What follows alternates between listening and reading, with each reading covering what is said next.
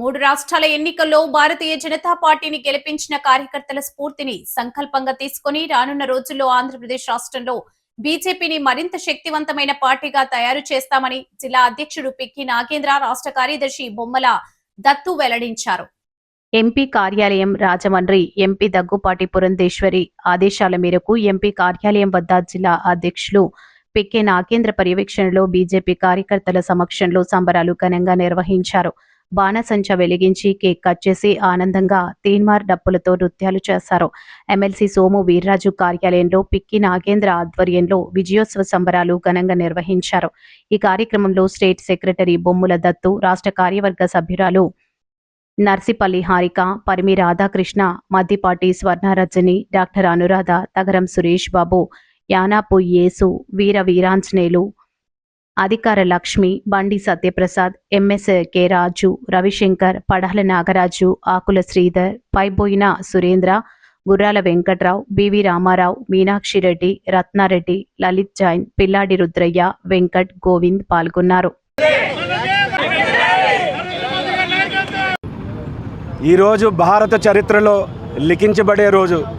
ఎందుకనంటే నరేంద్ర మోదీ గారి యొక్క పాలనలో వికసిత భారత్ వైపు ఈ దేశం నడుస్తూ ఉంటే, మరొక వైపు తృణమూల్ కాంగ్రెస్ ఏదైతే ప్రభుత్వం ఉందో మమతా బెనర్జీ గారి యొక్క పాలనలో వెస్ట్ బెంగాల్ ఒక కుండకి చిల్లు పెడితే ఏ విధంగా అయితే నీరు కారిగిపోద్దో అదేవిధంగా ఈ దేశం అభివృద్ధి కోసం అనేక సంస్కరణలు తీసుకొని రావడం వలన, ఇంకోవైపు పశ్చిమ బెంగాల్ టీఎంసీ ప్రభుత్వం ఉండడం వలన ఈ దేశం సంపూర్ణంగా అభివృద్ధి చెందే అవకాశం లేకుండా నాడు మమతా బెనర్జీ అడ్డం పడడం మనం చూసాం.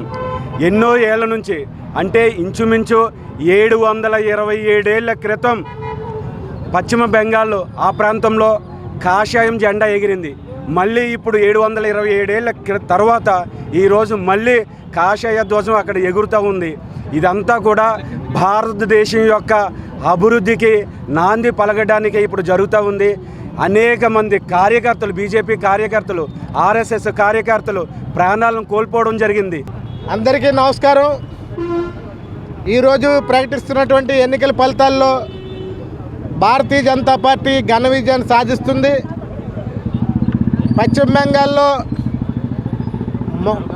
మొదటిసారిగా పశ్చిమ బెంగాల్లో మనం విజయం సాధించడం, ఆ విజయానికి కారకులైనటువంటి మన దేశ ప్రధాని నరేంద్ర మోడీ గారు, అలాగే కేంద్ర హోంమంత్రి అమిత్ షా గారు, జాతీయ అధ్యక్షులు నితిన్ నబీ గారు, అనేక మంది పెద్దలు అందరూ కూడా అక్కడికి వెళ్ళి పెద్ద ఎత్తున ప్రచారాన్ని చేయడం, ఆ ప్రచారంలో భాగంగా మనం అక్కడ అనుకున్న దానికంటే పెద్ద విజయాన్ని మనం సాధించడం జరిగింది.